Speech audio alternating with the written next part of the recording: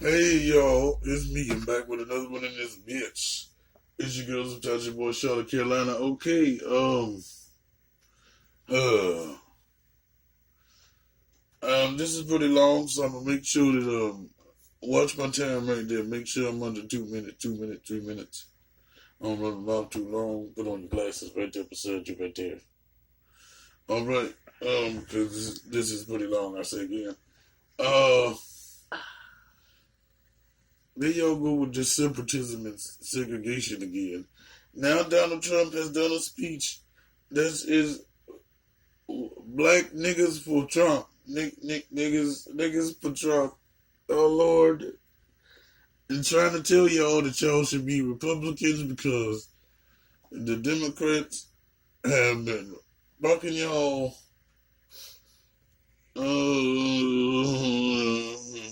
And then we had Ben Carson do the intro,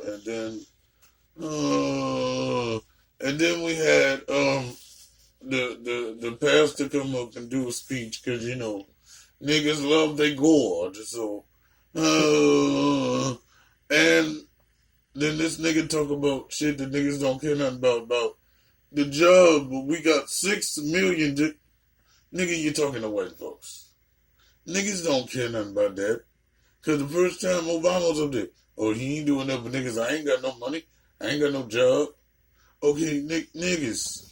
It don't mean everybody on the planet is gonna feel this, nigga. It's just if you trying to get a job and you didn't have one, and it's in the field that you're in, and then you have a strike or something like that, or the jobs are being cut, and then they say, okay, we made 6 million jobs in such and such careers, then that might affect you. But the average nigga working at McDonald's or trapping or some shit like that niggas do is not gonna be affected by this.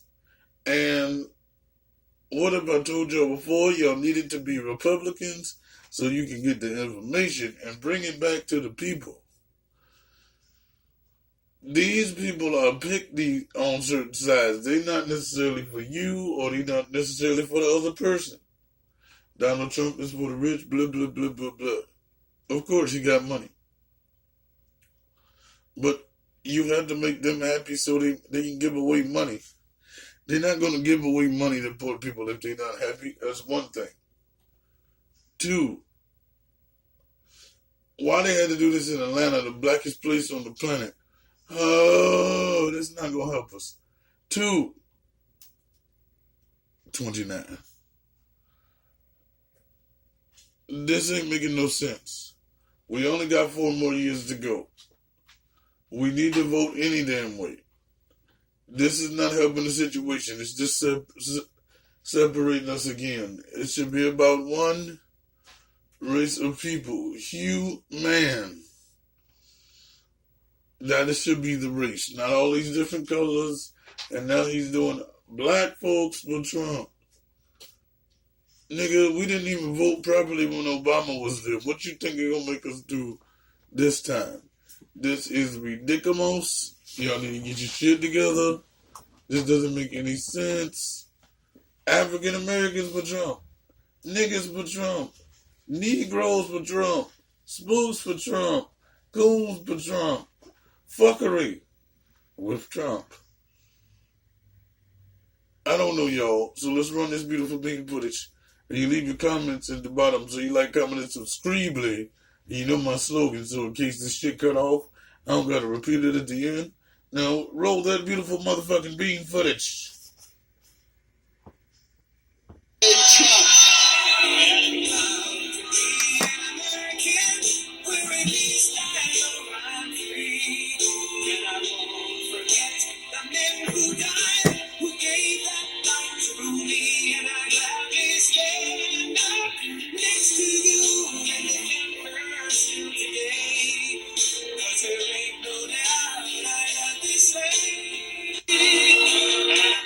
The introduction and for doing so much, such a great job at HUD.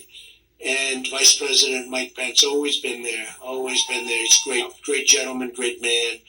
And I'm thrilled to be here in the heart of Georgia to launch our incredible new nationwide grassroots effort. Blacks, think of this, Blacks for Trump. Black voices for Trump. African Americans for Trump. Call it whatever the hell you want, right? We like it. What do you prefer? Blacks for Trump or African Americans for Trump? And ain't nobody gonna play either.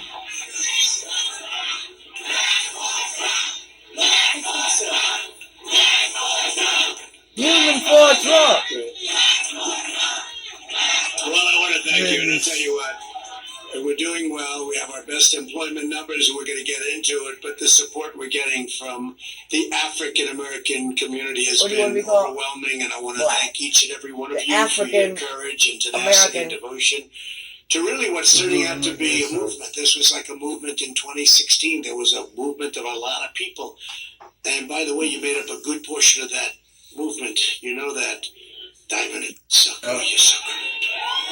I don't know who the fuck Diamond and Silk is, but they sound like a powerful YouTube couple.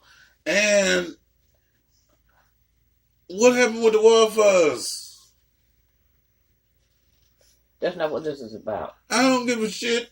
I don't give a shit. No, what I'm saying is I looked on the news publications because I have them all subscribed to my account so I can find out what's going on and keep up with the latest tea in the history of the world, Craig. And I don't know what's up with the wildfires, and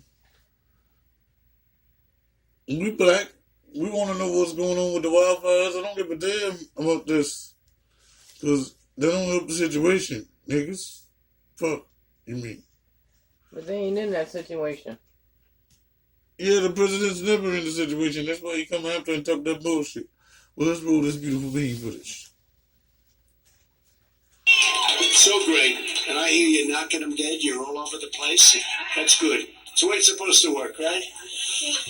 Someday you'll have to save a ticket for me. I'll walk in with the First Lady and we'll be happy. Good. Seriously, when you're in Washington, I want you to let me know. Great job you're doing. Really appreciate it.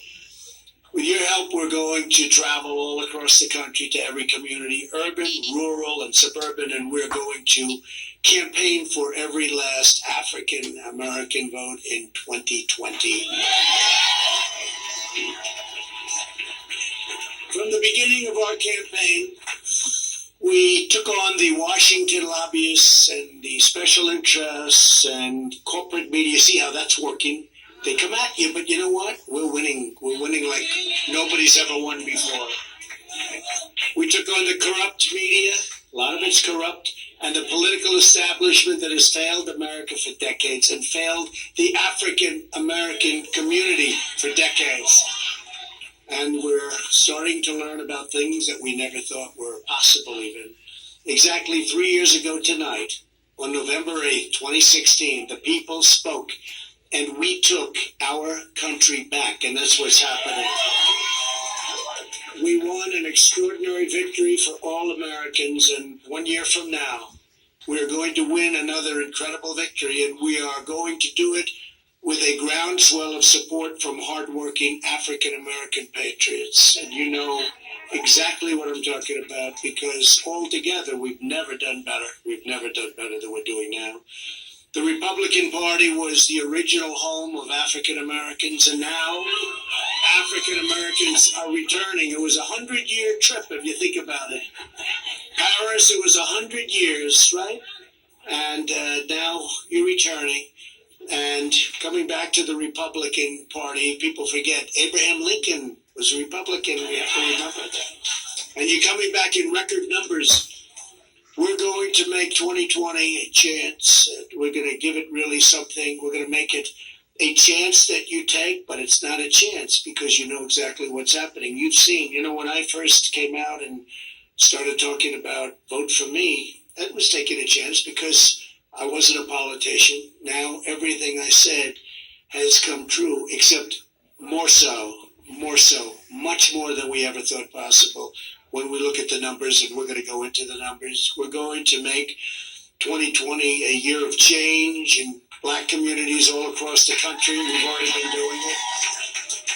And black Americans will join our mission to protect their jobs, defend their safety, and to create a brighter future for every citizen. Together we will make America greater than ever before. That's what's happening right now, and you're a big part of what's going on. We're delighted to be joined by Harrison Floyd of our Black Voices Coalition. Fantastic. Where's Harrison? Where's Harrison? Harrison, you didn't even get a good location there. That's why you're doing so well, actually. You'll let other people have that good location. Harrison, thank you very much. I appreciate it. Thank you. Great job you do. And our terrific co-chairs, Herman Cain and Pastor Darrell Scott. Thank you, Darrell. Come up here, Darrell. This guy, I watched him. He's so tough. I said, is he really a pastor? He's the toughest guy I've ever seen. He would take them apart. He would go into the enemy territory, fake news, like CNN. He would take them apart. That was easy for you, though, wasn't it? Huh? Do you want to say a couple of words? Did you speak before? Come on, say it. Come. God bless everybody. One thing I learned from watching this master debater was, if I can't win the debate, I turn it into an argument. I might lose the debate, but I'm not going to lose the argument. But listen, there's a scripture in the Bible. Jesus said of Abraham, he said, Abraham rejoiced to see my day.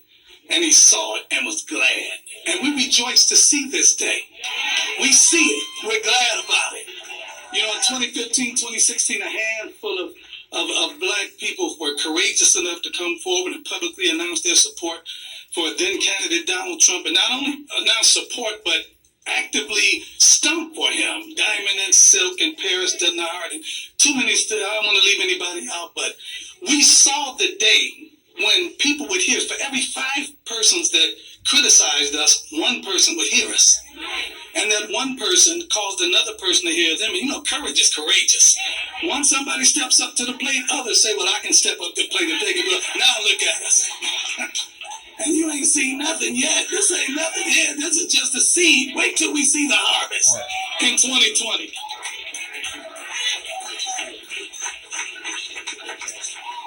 Fantastic guy. He's a champ. And again, Diamond and Silk, I really appreciate you being here so much. Thank you. Thank you very much. We really appreciate it. And a very special thanks to someone who has been with us right from the beginning. Katrina. Where's Katrina? Katrina Pearson. And she was. I met her, one of the first people I met. In fact, I don't think I was even running then, right? I said, I'm thinking about running. She said, that's a good idea. And I guess it was a good idea because here we are. We go back to that beautiful Oval Office, right? And we do a lot of things for a lot of people. Thank you, Katrina. Great job you've done. Thank you. And a very special woman who is constantly defending me. Sometimes I don't need it, but sometimes I do. Alveda King. That's right. She's a great woman. Great woman. And we don't forget. We will never forget. Thank you, Alveda. And we're delighted to be joined as well by former Governor Sonny Perdue. Where's Sonny? And now he's the head of agriculture. Sonny Perdue, the great Sonny Perdue. He's given away a lot of the money from China. We take in the money from China. We hand it over to the farmers, right? And Mrs. Perdue. So Sonny's now the, as you know, Secretary of Agriculture. And he's done an incredible job. Thank you, Sonny, very much. What a job. Thank you. And we have Senator David Perdue. Where is David? Where is the great David Perdue, your senator? And I just want to thank you, David. You have been so instrumental in the success of the state. We're doing well in the state. When we were campaigning, it wasn't really doing so good, Georgia, and now it's doing phenomenally well. So we want to thank David. We want to thank you. We want to thank you, great Governor Brian. I don't know if Brian's around here someplace, I think. Brian, this state's doing much better than it was when you came in, Brian. Brian Kemp, a lot better. So thank you, Brian and David and Sonny and everybody. You're incredible people. And we also have a couple of warriors that are incredible and have been right from the beginning. They help us with all of these witch hunts. Every week it's a different witch hunt. And we have Representative Rick Allen, you know? Rick? Thank you, Rick. representative, meaning Congressman Buddy. This nigga said witch hunt, but he ain't say lynching. I want him to say lynching. Forget the witch hunt. That's racist, but it don't start nothing. I want him lynch, lynch, lynch. Say it. Come on, say it. I know you want to say it. Say it. I see you. You know you want to say it. Say it. Say lynch. Say it. Lynch. Say it. Come on, Donald. You can do it for me. For me. Your girl Charlotte. Say it. Say it. Lynch. Oh, pussy. Buddy. These are people they fight. Jody Ice, you know. Jody is great. And a warrior like a few people have ever seen before. I watched him during the Mueller hearing, and a lot of people were very, very nervous when he started going after everyone. And he's been incredible and right at the forefront. And he's also a special man. His name is Congressman Doug Collins. Great job. Great job. Thank you. See, they like you, Doug. They better like you. Does a great job for the state. We also have a first lady in this room. You know, our first lady, nationwide. It's very popular, right? But you have a first lady in Georgia named Marty Kemp, who's really popular. Is Marty here? She's here. Good. She loves the people. She loves her state. She loves everything about it, and she's made life a lot easier because life is not so easy for Brian. He's out there working all the time. So I want to thank you, Marty, very much. Thank you very much for being here. Lieutenant Governor Jeff Duncan. Former terrific baseball player, by the way, for those of you that don't know. Right, Jeff? Your Georgia Attorney General, Chris Carr. Chris has done a real job. Thank you, Chris. Thanks, Chris. Great job. And the Attorney General-elect of Kentucky is here. He's become a big star. I don't know. We had a great Kentucky, but we got no credit for it, you know. We had a man running for governor who really worked hard, but he was down a lot. And almost won, and maybe he will. I think he's contesting it. Is that right? I think he's contesting it. But we brought him up 19 points. And then the media said that was a bad night for Trump. But we also won 5 of 6 of the races. And the first African-American Attorney General in Kentucky's history. This is going to be a star. Let's see if I'm right about it. I predicted you. Daniel Cameron. Daniel, you're there someplace? Great job, Daniel. So proud of you. Wow. He won by a lot. There was a lot of fun we had. We were there the night before, and it was some evening. But that was a tremendous record. You set a record, as you know, for what you were running for. It's been a long time, too.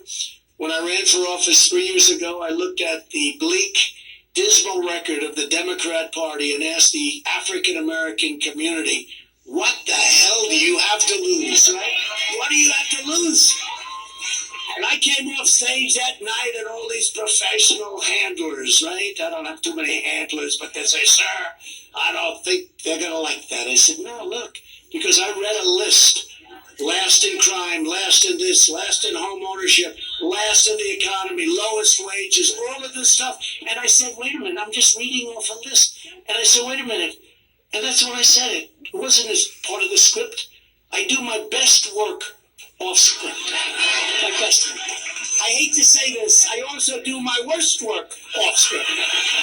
So you never get in trouble when you go by the script, right, Paris? Now, I do my best and my worst work. And it makes things very exciting, too. But that was my best work. I mean, it was a very important statement to be made because, honestly, the Democrats have let you down. And then I made you a solemn pledge that whether you voted for me or not, I would be your greatest champion.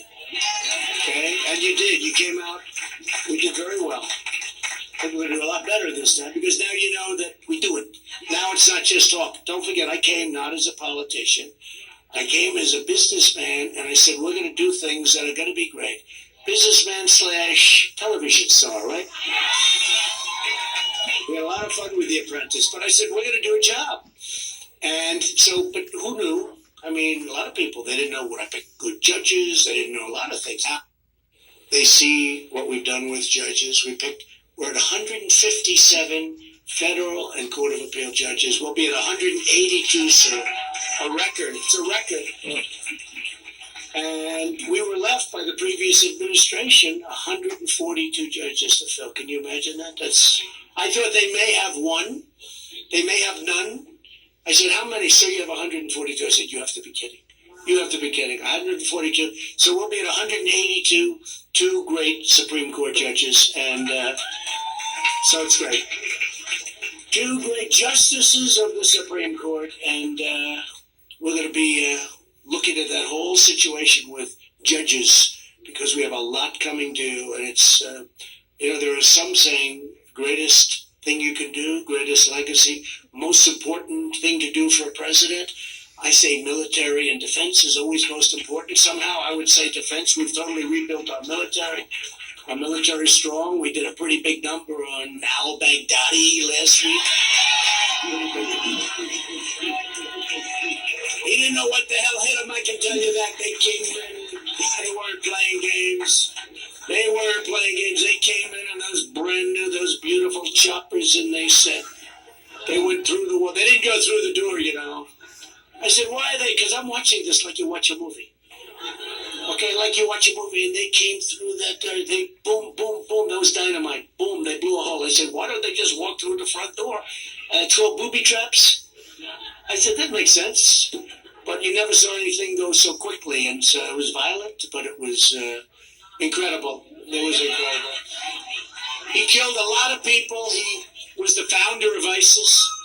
And ISIS was bad, and when you saw those people in the orange outfits and the horrible things that happened to those people in the orange outfits, this is the man, and we took him out, and then we took out his second.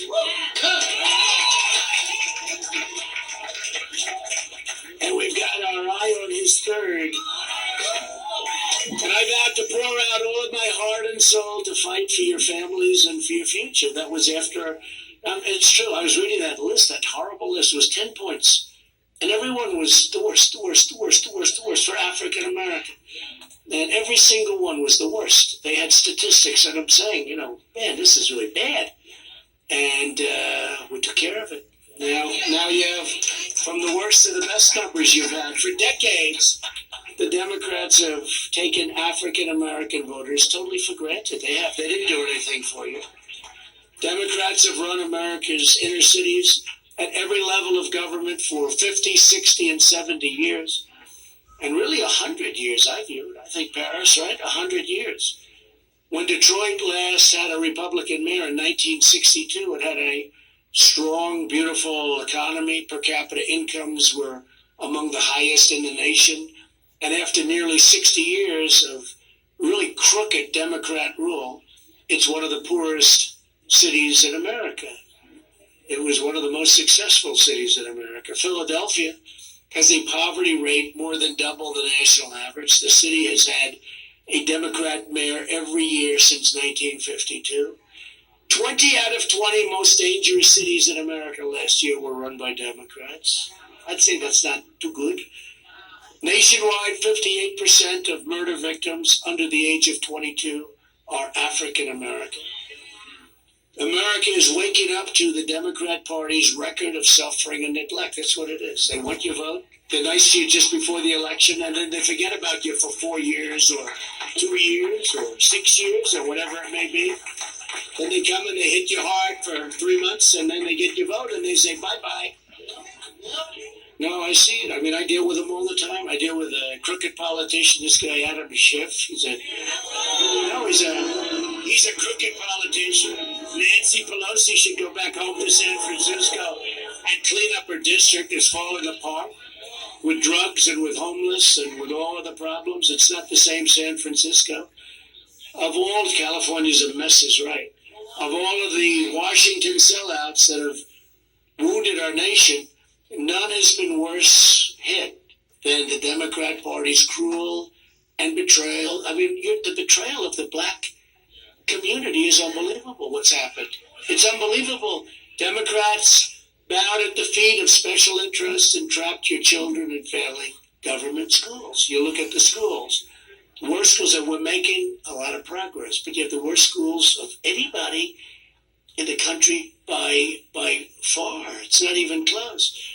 They shipped your jobs overseas with catastrophic and horrible trade deals, which were changing around rapidly. We have to see what happens with U.S. We can't get Nancy Pelosi to approve USMCA. That's between Canada, the United States. It's a phenomenal deal for us. Democrats threw open America's borders to the deadly drugs and ruthless gangs that are all over the place, to mass illegal immigration, which hurts the black community so badly. They passed crime bills that devastated your communities, and Democrats waged a relentless assault on the cherished values that have always defined African American families. You know that. It's amazing that you've stayed so long, to be honest. It almost becomes a habit, right? It's a habit. Like it's, oh, we vote for a Democrat. Nobody knows why they vote for a Democrat. Look, if they don't do the job, you switch.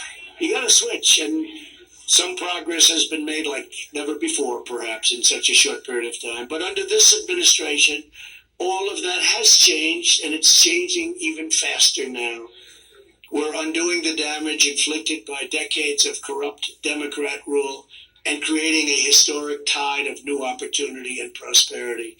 We've done more for African Americans in 3 years than the broken Washington establishment has done in more than 30 years. We've created 6.7 million new jobs since the election, a number that, if I would have said that to the fake news media back there, look at all those cameras. If I would have said that, during the campaign, I would have been excoriated. They would have gone wild. How dare he make 6.7 million new jobs? Think of that. Since the election. Last month, the African American unemployment rate reached the lowest level ever recorded in the history of our country. How do you lose that argument in a debate, right? The African American youth unemployment, this was so important to me. You remember how high it was, 60, 70%, has now reached the lowest number ever recorded in the history of our country. Doing really well. The African American poverty rate has reached an all-time historic low, lowest it's ever been. For the first time ever, most new hires of prime working age are minorities and women. First time that's ever happened. Wages are rising really fast, up 9% since the election, a number that was unthinkable. And they're rising fastest for low-income workers. Proportionately, they're rising the fastest for the low-income worker. Who would have thought this was going to happen? Almost 2.5 million Americans have been lifted out of poverty since my election, including 150,000 African American children. 150,000. It's a lot.